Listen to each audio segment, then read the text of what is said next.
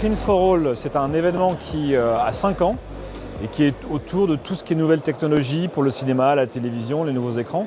Et on l'a marié à un autre salon qui s'appelle le Satis, qui lui est beaucoup plus ancien, il a 35 ans.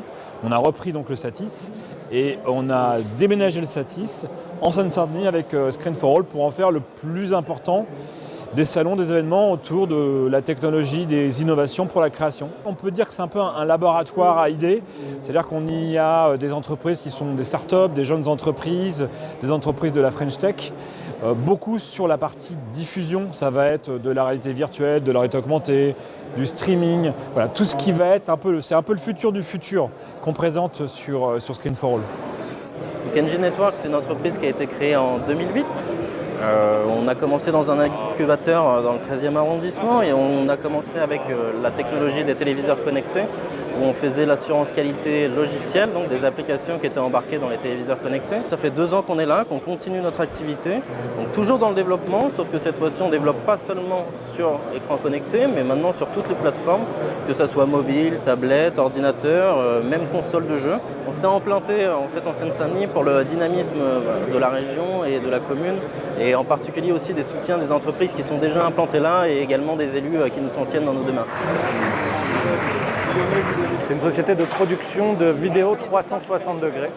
Et donc on est dédié à cette production de contenu depuis 2007, donc ça fait 10 ans. En fait, c'est une machine qui va réagir au mouvement du film. Donc on a filmé d'abord une course de moto sur un terrain et on a reconstitué les mouvements de cette moto sur un simulateur. Donc en fait, vous montez dessus, vous mettez votre casque sur la tête et c'est comme si vous étiez en train de parcourir le circuit.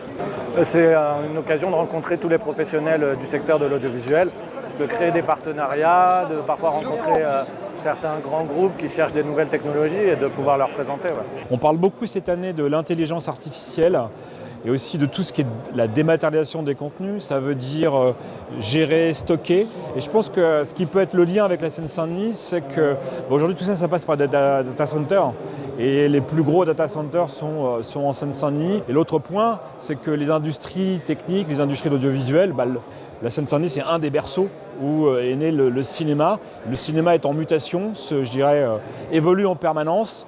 Et c'est intéressant d'être au cœur de ce berceau et d'aller un peu plus loin.